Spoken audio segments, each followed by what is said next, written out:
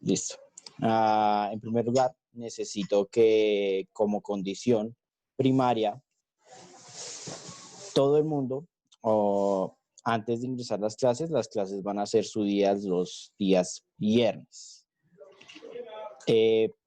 Todos ustedes tienen que leer la guía para que de esa manera tengan o formulen preguntas para que yo pueda responder en la clase y que refuercen los conceptos principales. Lo segundo es que vamos a tener más actividades donde voy a ver y voy a registrar su participación.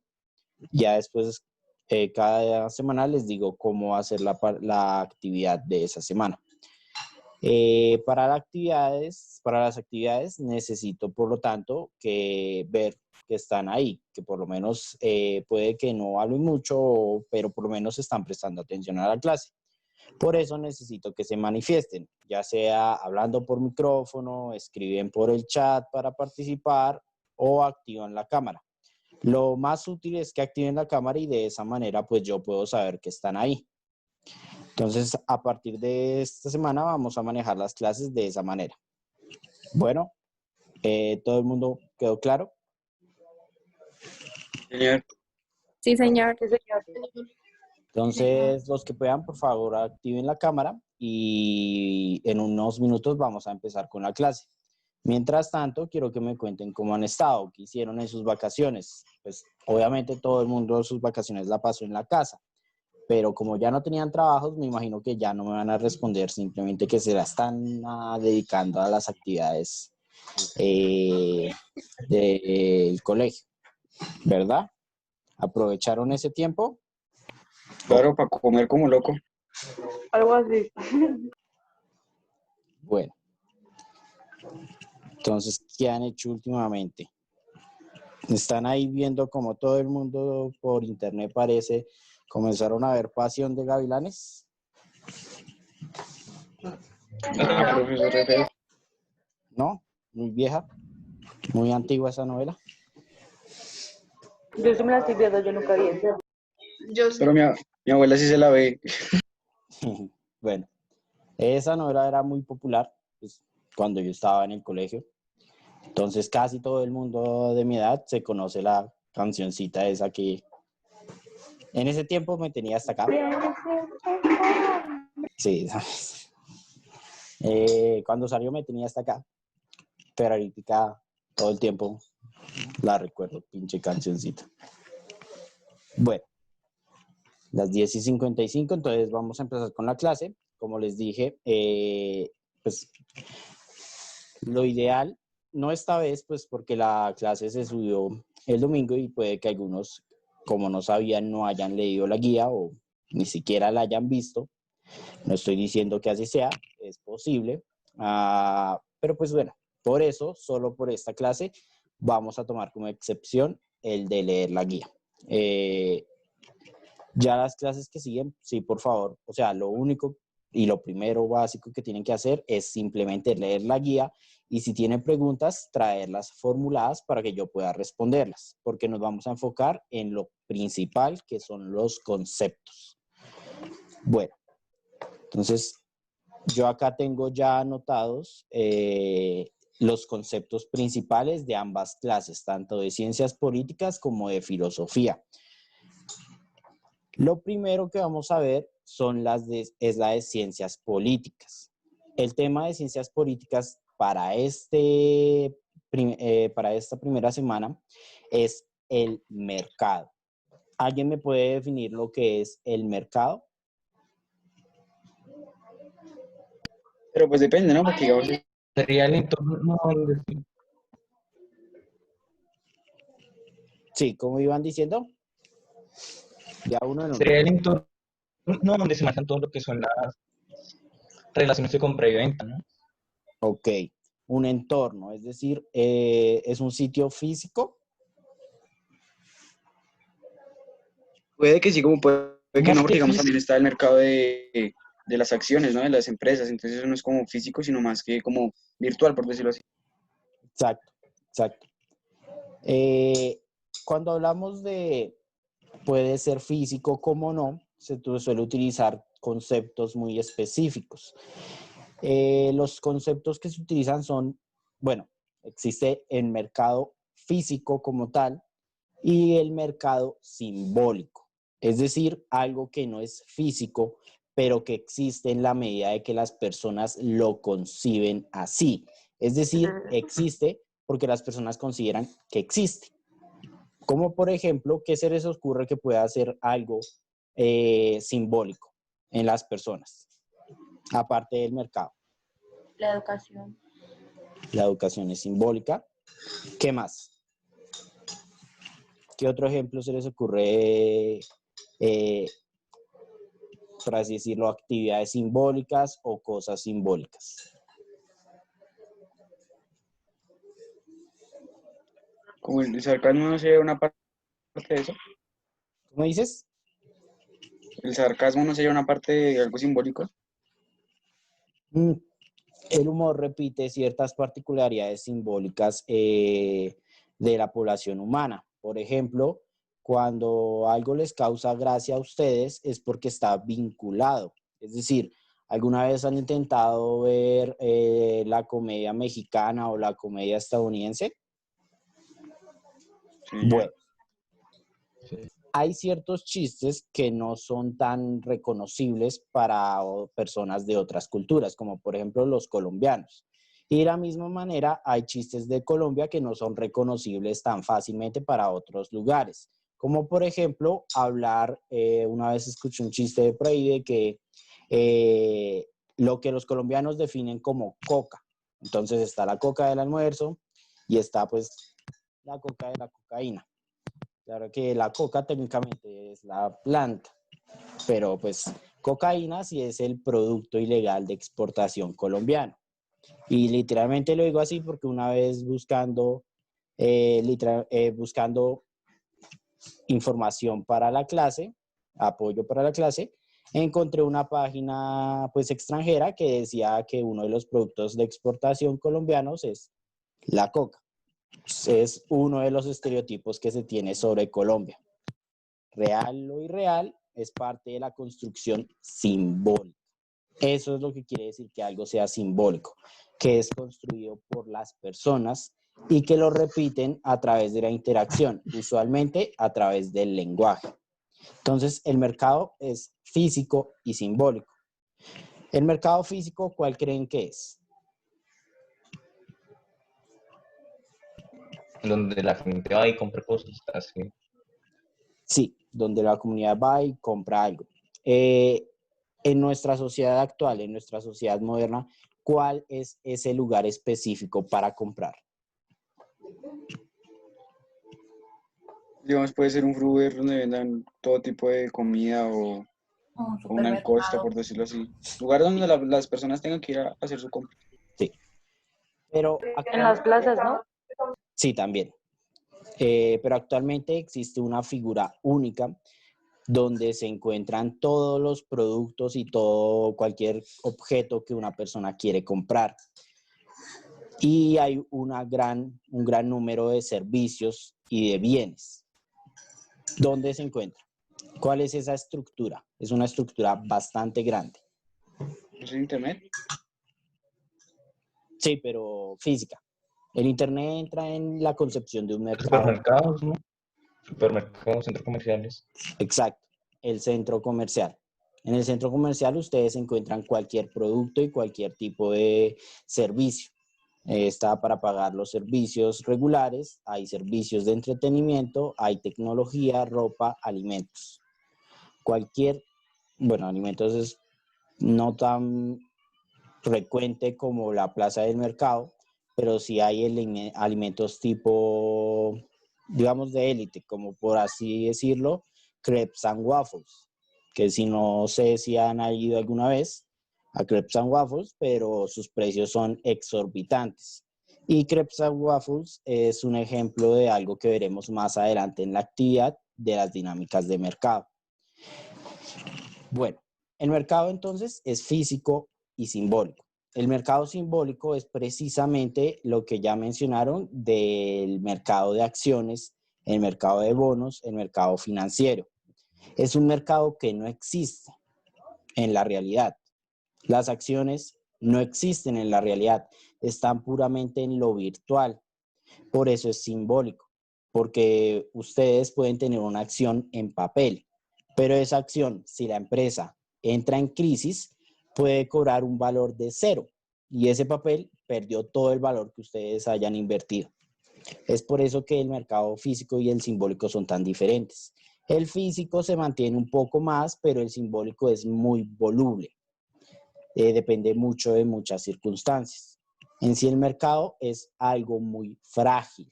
El mercado se puede quebrar en un instante. De hecho, han habido varias crisis del mercado en nuestra historia actual. Yo acá menciono dos: la crisis de 1929 y la crisis de 2008. La más conocida es la de 1929. ¿Alguien sabe cómo se le llama a esta crisis? ¿Gran Depresión, algo así? Sí, exacto. Se llama la Gran Depresión. Y es un ejemplo claro de cómo el mercado funciona por todos sus participantes, de cómo el mercado es una estructura muy frágil y un fallo exclusivo en un solo puede ocasionar la destrucción total de ello. Claro está que solo se ha transformado y no se ha destruido, pero la Gran Depresión es un ejemplo claro. Con todos los problemas que hubo en 1929 para Estados Unidos, ocurrió algo muy simple.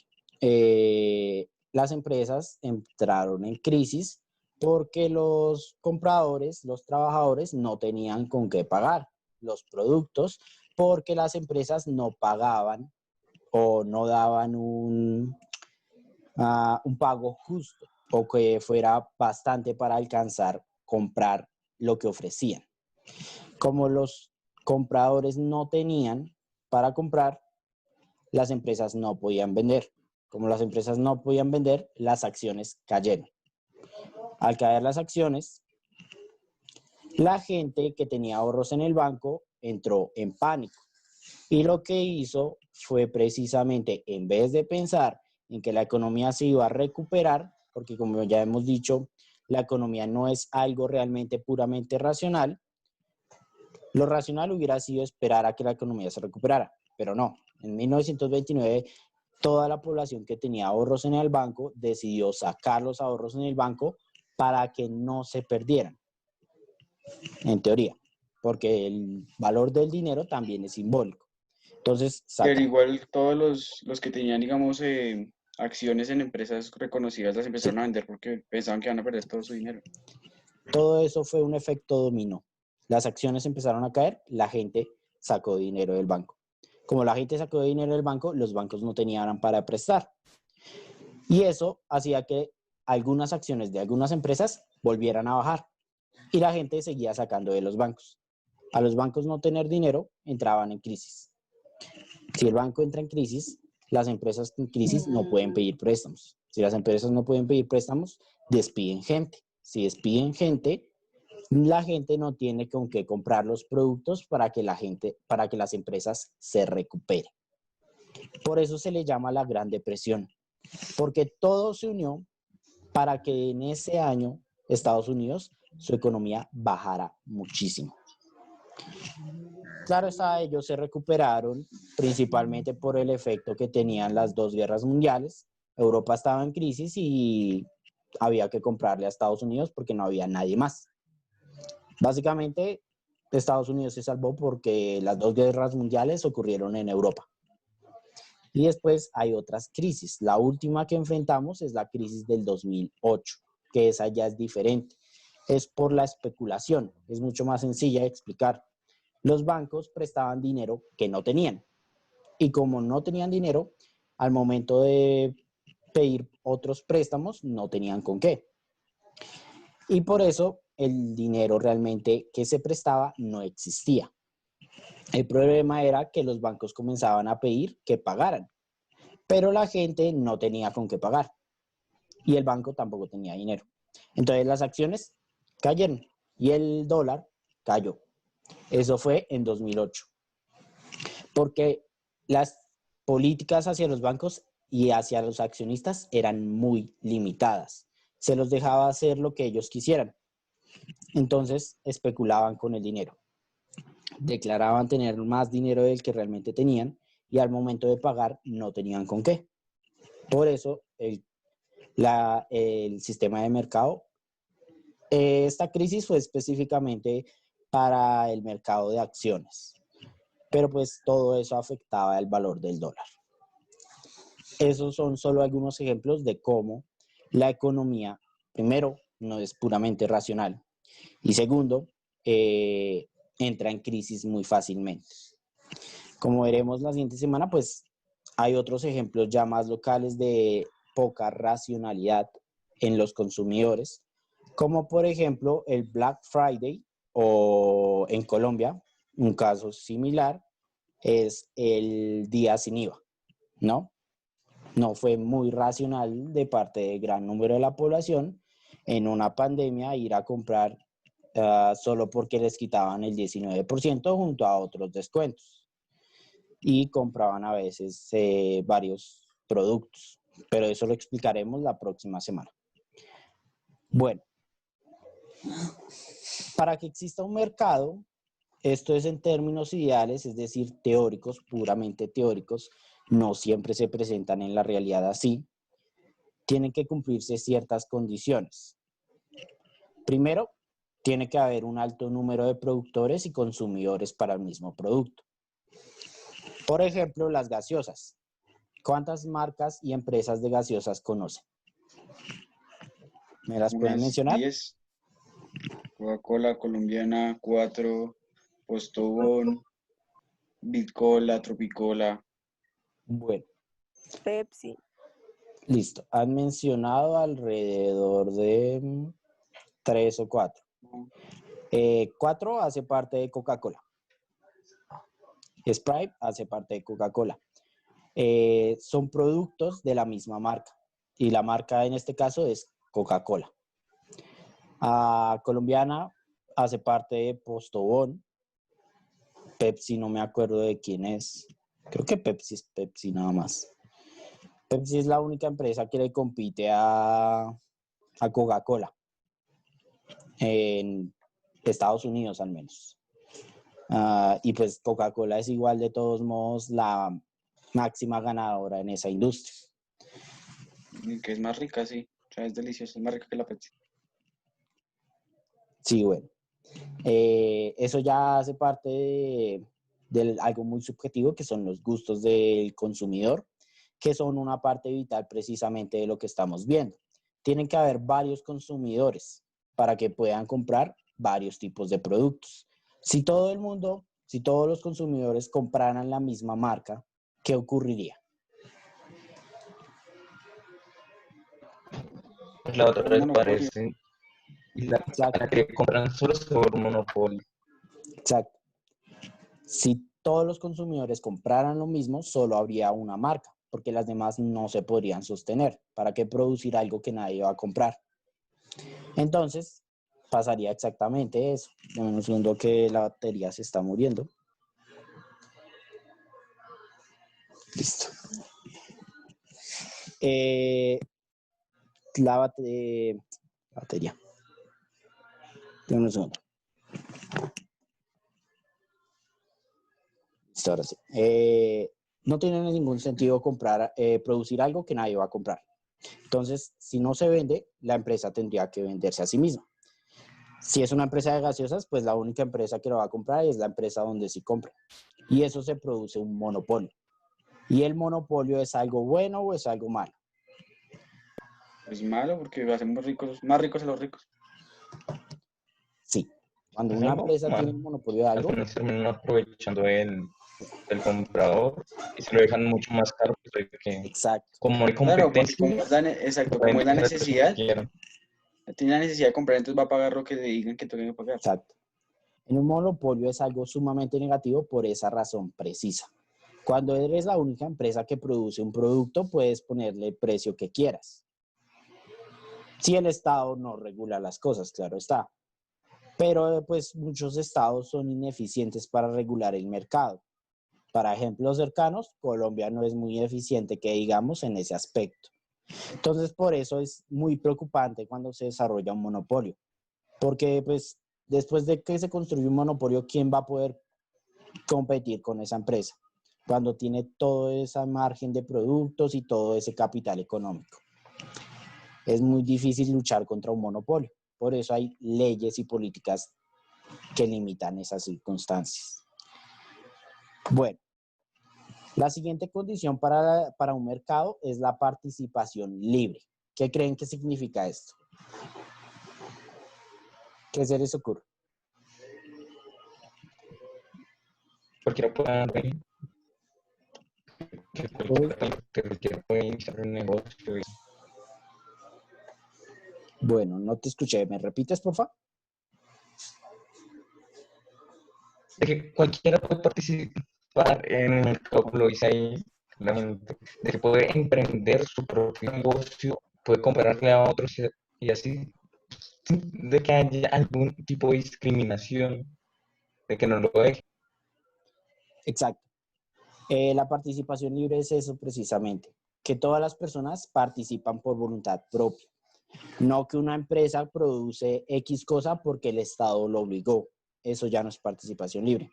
Ni un consumidor consume esto porque el Estado dice que tiene que consumir esto. Eso ya no es participación libre.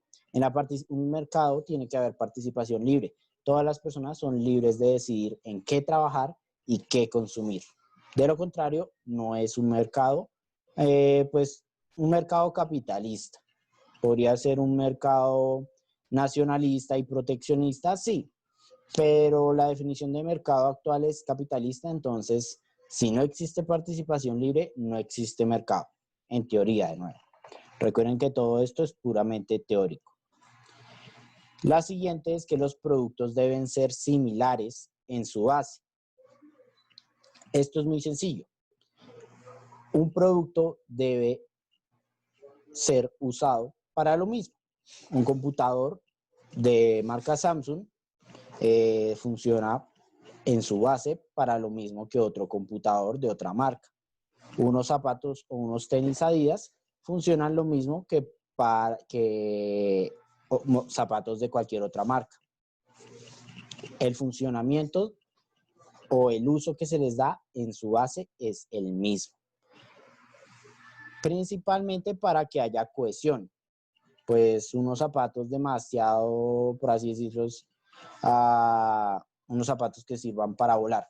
Obviamente, todo es hipotético, pero pues cuando un producto se diferencia en su base, ya no está compitiendo con el mismo producto. Para que la competencia, por lo tanto, sea justa y leal, pues los productos se parecen en su uso práctico. O sea, una empresa de producción textil no va a competir con una empresa de tecnología. No tiene ningún sentido. Esto se refiere a que en el mercado los competidores tienen que ser del mismo producto. No tiene ningún sentido que una empresa compita con una empresa que hace otro producto. Eso no tiene razón lógica. Ustedes no van a competir produciendo computadores con una empresa que produce zapatos. Son mercados diferentes. Esa es una condición del mercado. Los productos tienen que ser similares para competir. De lo contrario, no están compitiendo. Son simplemente productos de empresas diferentes. No hay mercado ahí, no hay competencia. Porque para que exista mercado, existe competencia. Bueno, la siguiente es un tanto más cuestionable. Es que la información sobre el producto, la información de las empresas y del producto debe ser de carácter confiable y veraz, es decir, debe ser cierta. ¿Ustedes creen que esta condición se cumple en la mayoría de condiciones del mercado? No, en varias ocasiones, a veces demandan muchas empresas por falsa publicidad y todo ese tipo de cosas. Exacto. Hemos visto en la historia muchos casos donde las empresas cometen actos de corrupción, hay injusticia, hay crímenes, pero la información en teoría tiene que ser veraz y confiable. Las personas deben confiar que si están comprando un producto a tal precio es porque ese precio es justo, no que le estén robando mucho más solo para tener mucha más ganancia. ¿Esto puede ocurrir? Sí, obviamente, pero pues lo ideal sería que las marcas y los productos den la información para que los consumidores puedan confiar en ellas y decidir individualmente cuál comprar. Pero pues muchas veces no pasa. Ocurre lo mismo con los carteles de algo. Los carteles, por ejemplo, del papel higiénico. Hace años hubo un cartel de papel higiénico en Colombia. ¿Alguien sabe cómo fue ese aspecto? ¿Alguien sabe lo que es un cartel de productos?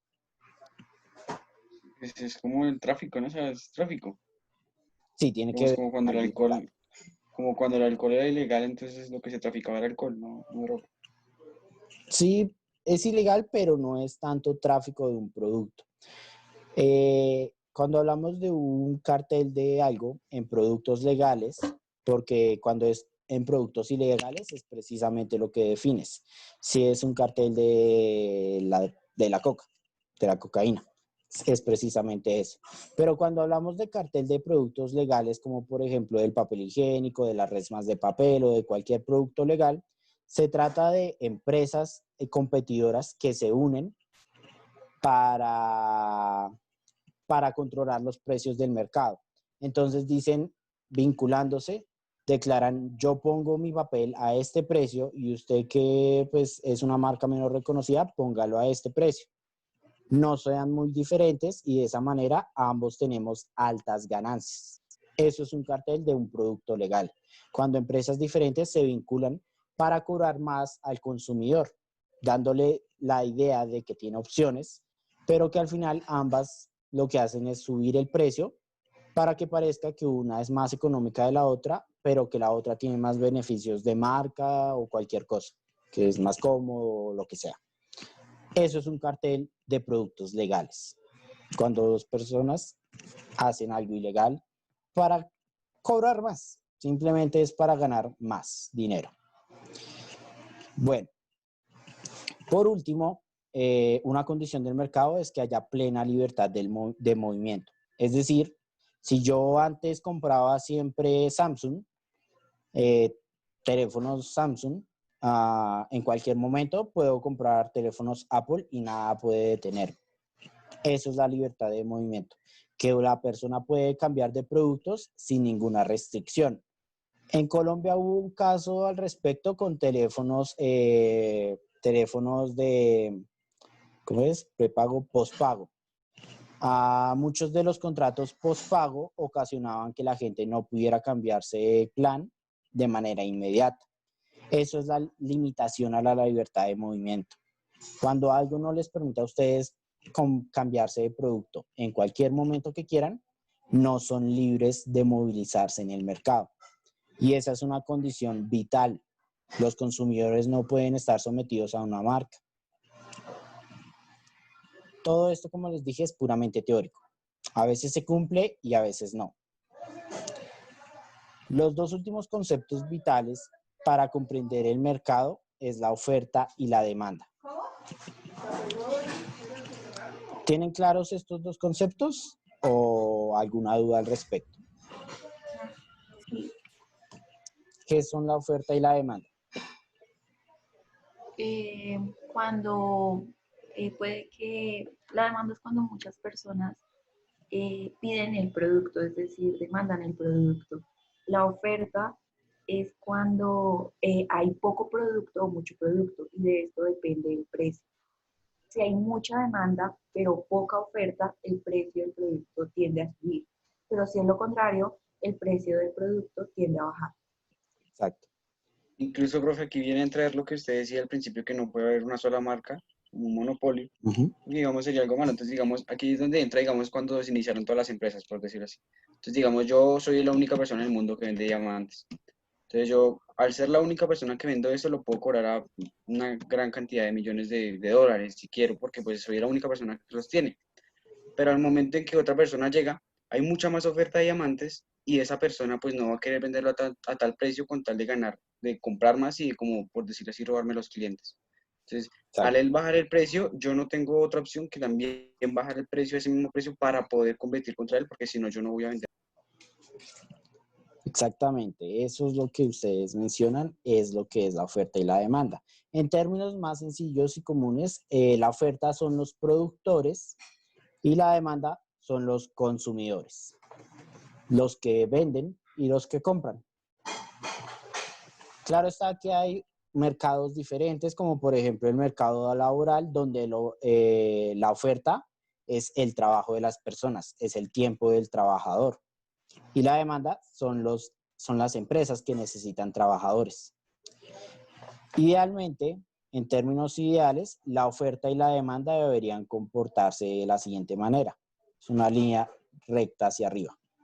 Esta es la oferta y esta es la demanda, en términos ideales. O sea que el mundo es utópico y que todo le sale bien a todo el mundo. Es decir, cosas que nunca pasan. En términos ideales, si la oferta sube, la demanda sube. Pero pues esto no siempre pasa. Hay veces que la oferta sube, pero la demanda baja. Y hay veces que la demanda sube y la oferta no logra subir al mismo tiempo o a la misma velocidad. Esto genera crisis diferentes.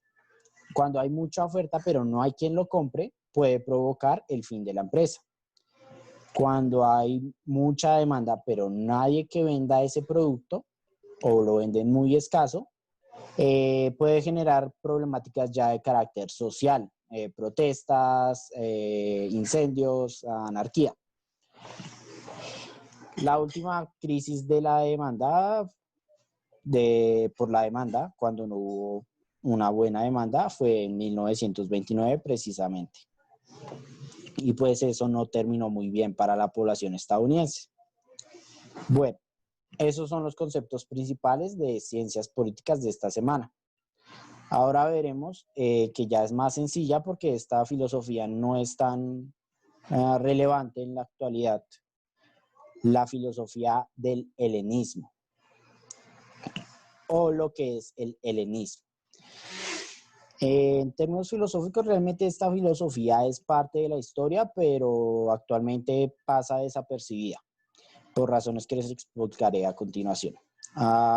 Primero, el helenismo habla de una forma de pensamiento y de una época. Esta época es la época en que gobernaron, por así decirlo, los imperios o las civilizaciones griegas y romanas. Esto fue más o menos finales del siglo IV, cuando los griegos comenzaron a tener poder, hasta el 50 antes de Cristo, cuando cayó el imperio griego en manos del imperio romano, y ya después se extiende hasta el 400 después de Cristo, cuando termina de caer el imperio romano y comienza la Edad Media, un poco antes de comenzar la Edad Media. Este es el periodo histórico del helenismo, y en este periodo había por así decirlo, un pensamiento dominante. Pero ¿por qué les digo que no es tan relevante esta filosofía en la actualidad? Primero, porque retoman los filósofos griegos que ya hemos visto, Sócrates, Platón y Aristóteles. Los helénicos lo que hicieron fue construir con sus teorías, con lo que habían dicho. Por eso es casi como la continuación de los filósofos clásicos, pero pues ya casi nadie, o bueno, no es tan común utilizar a los filósofos clásicos. La gente utiliza más que todo a los filósofos modernos. Bueno, en otras ciencias, en filosofía sí es común, pero pues las demás ciencias ya no consideran tan relevantes a la filosofía. Obviamente un filósofo les dirá algo diferente, pero realmente en las demás ciencias la filosofía está un poco dejada aparte. Es independiente otra vez, por así decirlo. Lo principal de la filosofía helenista es que era un vínculo entre religión, filosofía y ciencia. Todas buscaban unas respuestas a unas problemáticas generales. Todo esto se debe a la unificación de las naciones con los imperios griegos y romanos. Como los griegos y romanos conquistaron gran parte del territorio europeo, pues entonces desaparecieron muchas fronteras nacionales, porque las naciones pasaron a ser parte del imperio. Entonces, religiones diferentes se vinculaban a otras religiones.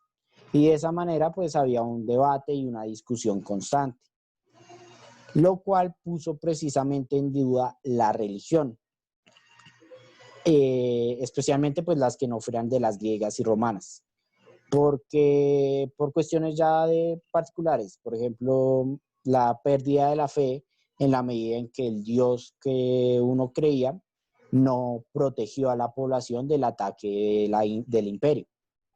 Y esto ponía en duda precisamente las religiones que habían perdido frente al imperio griego. Esta unificación de las naciones ocasionó un cambio y el helenismo se basa en eso. Es una filosofía de carácter ético y moral principalmente. No es tanto buscar nuevas formas del conocimiento, sino hablar de la vida en sí. Bueno, nos queda menos de un minuto, entonces salimos y volvemos a entrar inmediatamente. ¿Listo?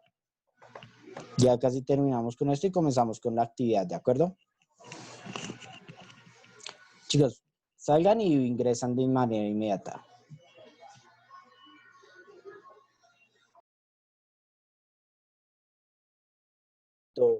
Que mi país cayera en manos del imperio griego.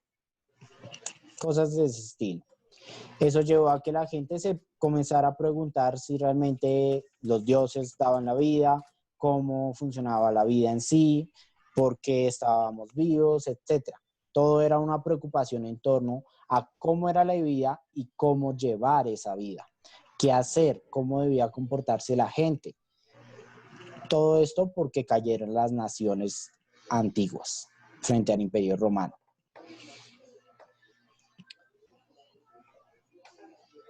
Esta era la preocupación principal de los helenistas. Se habla de helenismo, pero existen muchas formas de helenismo, muchas formas o muchas ramas del helenismo. Esas ramas las veremos la próxima semana con más detalle. Algunas creían en un estilo de vida ascético, es decir, donde tuviera pocas cosas, que las cosas materiales no importaran. Otros creían en la relevancia de las cosas materiales, que todo el mundo debería tener, buscar los placeres, por ejemplo. Una filosofía era la filosofía de la búsqueda del placer. Pero todo eso lo veremos con más detalle la semana siguiente. Como les venía diciendo, entonces hubo una inestabilidad en la religión, en las tradiciones. Por eso se crearon nuevas creencias y es ahí donde pasan a darse lugar la creación de nuevas religiones, como por ejemplo el cristianismo. El cristianismo nació en esta época. Principalmente para llenar ese espacio que habían perdido las religiones y la mitología tradicional. Entonces, la religión cristiana ocupó ese lugar que se había perdido como la base para todo el pensamiento moral. Finalmente, en el campo científico existe una biblioteca de gran relevancia, que no sé si la habrán escuchado, que se llama la Biblioteca de Alejandría, ¿no? Exacto, la Biblioteca de Alejandría. Pues ubicada en la ciudad de Alejandría, valga la redundancia, era el centro histórico y más importante de toda Grecia del conocimiento. Allí habían un montón de papiros, un montón de personas se reunían para discutir. ¿Alguien sabe qué pasó con la Biblioteca de Alejandría? La terminaron destruyendo y quemando, ¿no? Se destruyó, se quemó. Se quemó alrededor del año 48 a.C., más o menos. Pues las fechas en la antigua son muy difíciles de decir si son o si no, pues porque los registros históricos se pierden y todo ese asunto. Entonces, más o menos fue entre el 48 y el 50 a.C. con la llegada al poder del Imperio Romano. Lo que ocurrió fue algo muy sencillo. Estaban sitiando la ciudad y comenzaron a quemar algunos edificios. El incendio se extendió y llegó hasta la Biblioteca de Alejandría. Y en la Biblioteca de Alejandría, pues, se quemó. El problema es que muchos papiros y mucho del conocimiento de la época se terminó perdiendo, porque pues era el único lugar donde se encontraban. Esa es la cuestión. Nosotros recopilamos información en un solo lugar para mantenerla segura. El problema es que no todo es seguro. No todo sale como quisiéramos y al final la biblioteca, gran parte del conocimiento de la humanidad de la época se terminó perdiendo. Ahí no era donde decían que estaban los estudios de Sócrates y todos estos tipos de Grecia. Sí, habían algunos estudios de Sócrates, pero pues el conocimiento de la antigüedad es bastante difícil de mantener porque está escrito en papiros y ¿cómo es esto? Se me olvidó el nombre de esto. Es cuando toman el cuero animal y lo convierten en algo para escribir. Entonces eran materiales que se desgastan, que se pierden. No es tanto como el papel que si bien si se mantiene protegido, logra perpetuarse por mucho tiempo, pero este era un material que se desgastaba muy rápido en el tiempo. Entonces puede que algunos documentos que existieron simplemente terminaron volviéndose polvo. Esa es la importancia del papel en sí. El papel toma un poco más de tiempo como para desgastarse. En cambio, el papiro sí era algo muy inmediato. Y pues como para la época era muy difícil crear copias, pues porque me imagino que sabrán cómo se hacían las copias en esa época, ¿no? ¿Cómo se creaba una copia de un libro? Con los escribas, ¿no? ¿Qué Los hacían escribas de que volvían a copiar todo una y otra vez. y cómo lo copiaban? A puño y letra. Exacto, a mano, escribiendo. Ahora, imagínense en escribir un libro, un papiro de, no sé, solo 50 páginas y pedir que hagan cierta cantidad de copias, solo 10. Con solo 10, ¿cuántas páginas tienen que escribir? Pues 500. Y escribir 500 páginas a mano no es tan sencillo. Hoy en día tenemos ciertas ventajas que nos permite, pues, que exista mayor probabilidad de que el conocimiento no se pierda, que es la imprenta y hoy en día la computación. Pero igual el conocimiento todavía puede perderse, dependiendo a campañas para quemar ciertos libros. Eso fue algo que hicieron los alemanes en la Segunda Guerra Mundial, por ejemplo. Trataron de quemar ciertos libros de manera permanente. O hackeos donde la información desaparezca de los sitios de almacenaje. Bueno,